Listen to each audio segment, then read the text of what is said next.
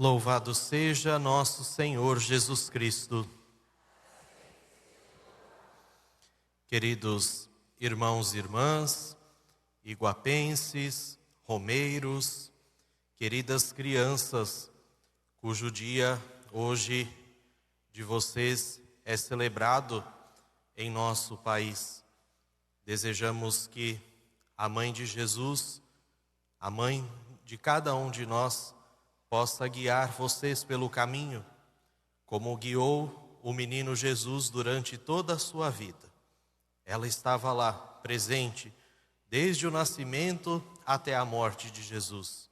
Que ela possa também guiar cada um de vocês, para que, como o menino Jesus, vocês possam crescer em estatura, sabedoria e graça diante de Deus e dos homens. Irmãos e irmãs, o centro da liturgia da palavra de hoje traz como principal mensagem o protagonismo da mulher. Isto porque, na primeira leitura, nós ouvimos a história de uma mulher, Esther. Depois, na segunda leitura, nós mais uma vez ouvimos a história de uma mulher.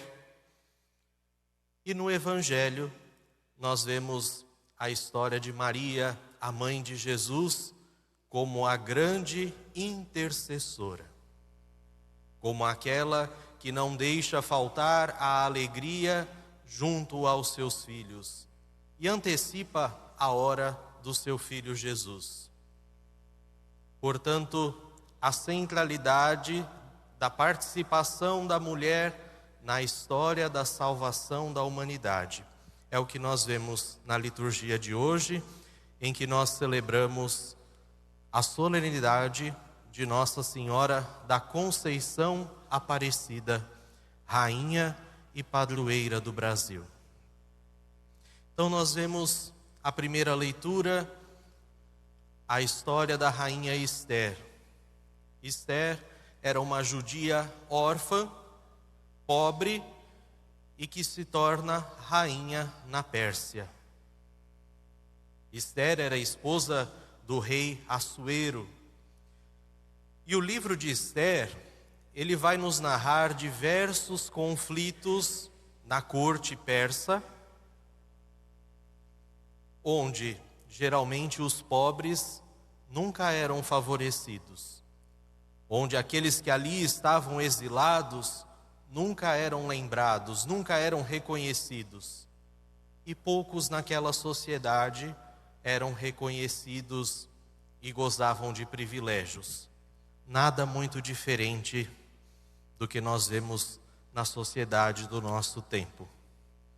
Milênios se passaram e nós continuamos a assistir em nosso país e no mundo uma sociedade que privilegia alguns em detrimento da maioria. E Esther vai superar os obstáculos, vai quebrar os protocolos reais e vai se dirigir ao rei. Ele era o seu marido, porém havia uma série de protocolos, de regras para que se chegasse próximo ao rei. E Esther, com o seu encanto, com a sua beleza, ela supera esses obstáculos e se apresenta ao rei Assuero, o seu marido. E a acolhida, o rei ficou tão encantado com Esther, que ele chega a prometer a metade do seu reino, se ela assim o desejasse. Mas Esther não pede por si. Diante da acolhida do rei, ela pede a vida, a sua vida e a vida do seu povo. Ela intercede pelo seu povo. Portanto, não é Esther que salva a vida do seu povo, é o rei que preserva, é o rei que deixa de exterminar o seu povo. Porém, Esther é aquela que intercede ao rei para que isto não aconteça. Portanto, Ester, no Antigo Testamento, ele era para aquele povo que, apesar de estar no exílio, apesar de estar sofrendo, era um sinal visível do amor e da presença de Deus. Era o sinal visível de que Deus continuava a olhar pelo seu povo, a acompanhar a caminhada do seu povo.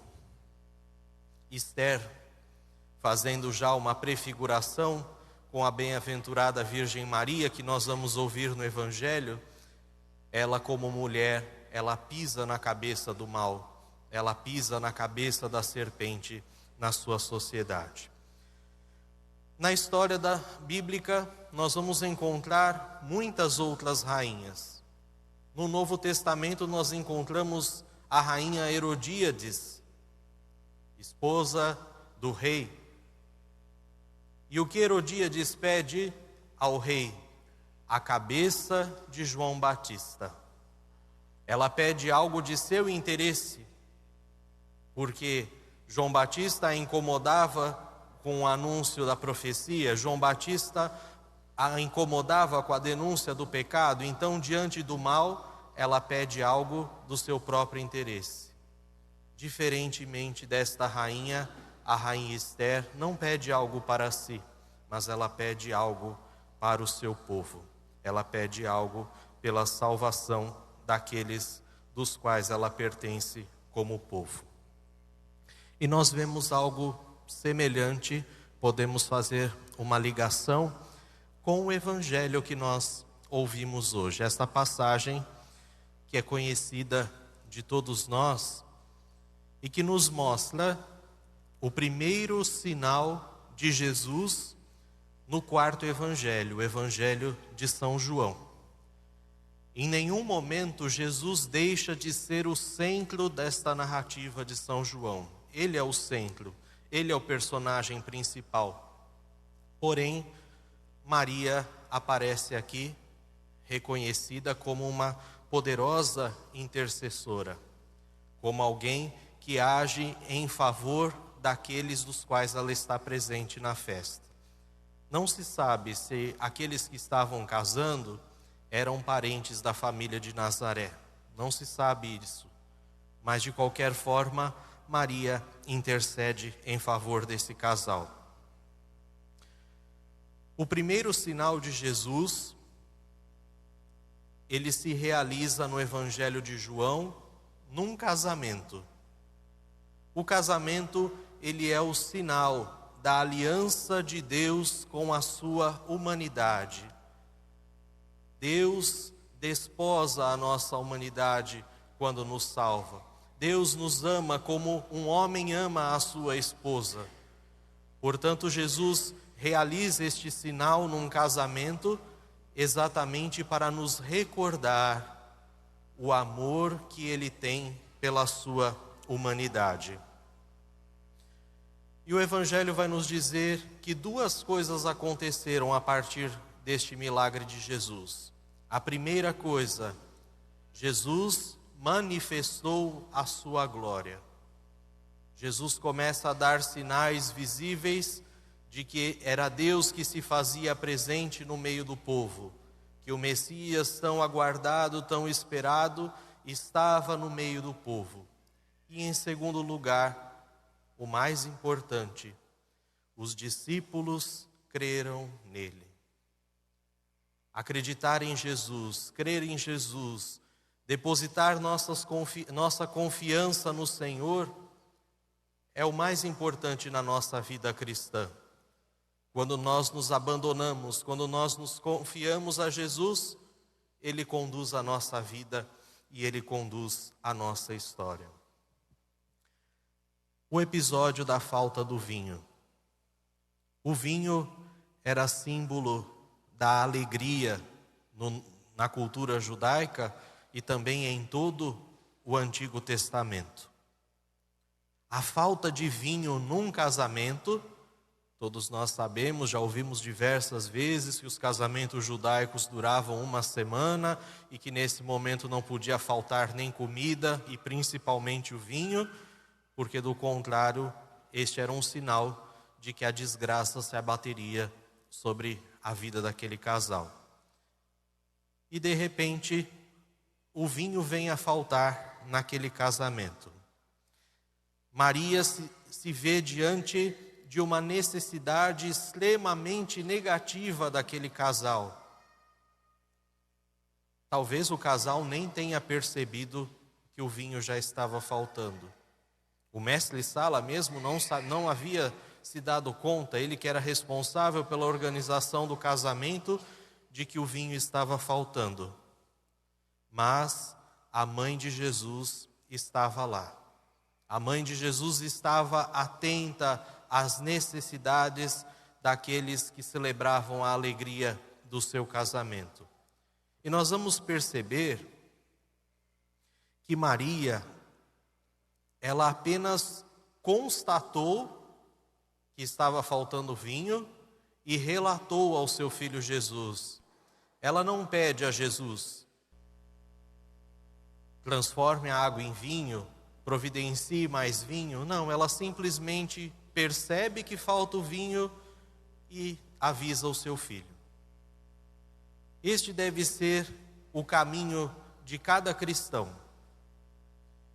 Perceber as nossas necessidades, relatar a Deus as nossas necessidades, mas esperar que Ele faça a nós o melhor.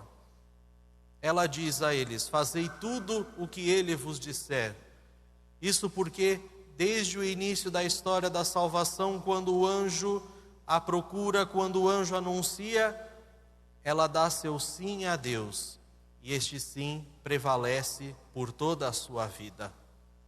Ela prevalece como aquela que faz a vontade do Senhor durante toda a sua vida, inclusive neste episódio. Fazei o que Ele vos disser. Nos abramos à vontade de Deus.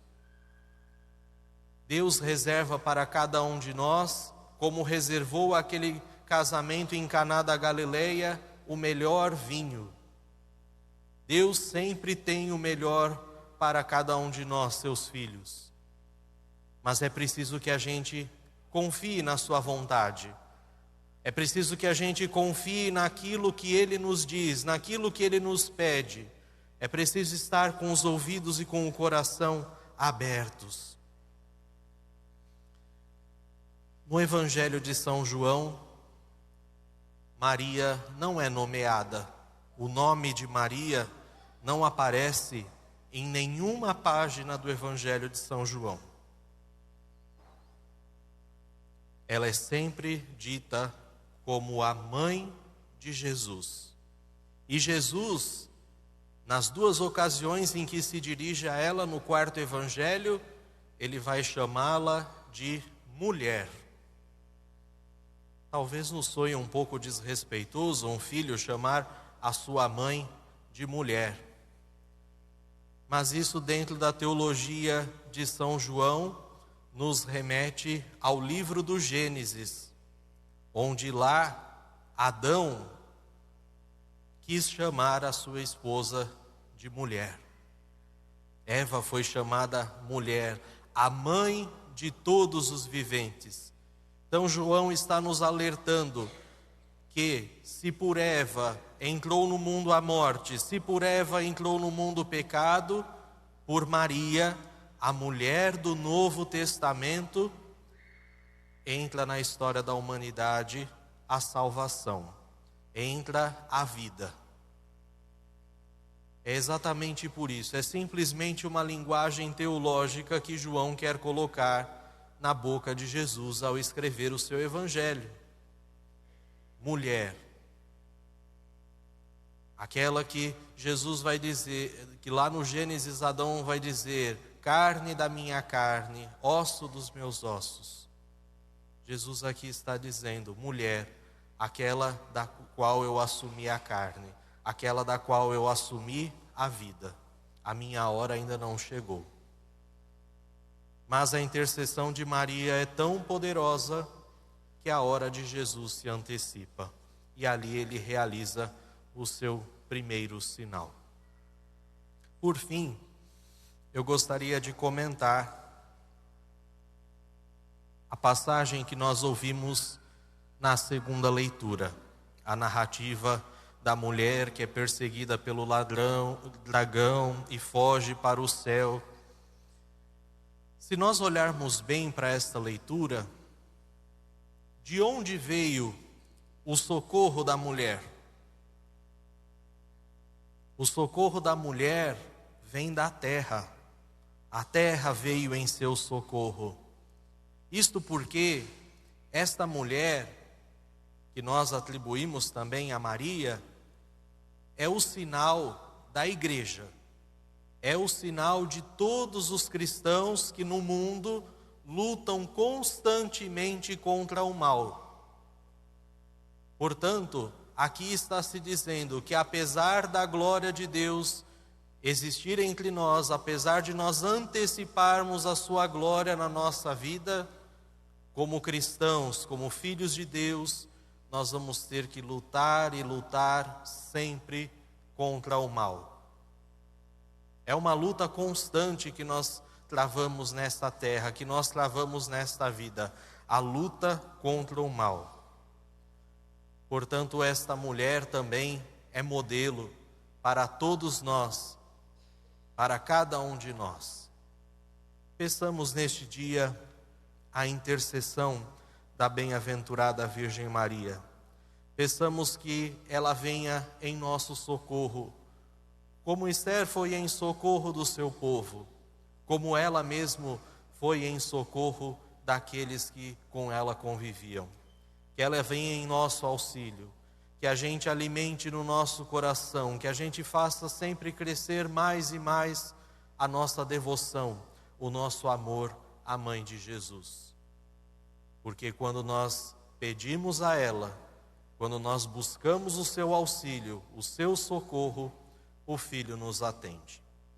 Louvado seja nosso Senhor Jesus Cristo. Para sempre seja louvado.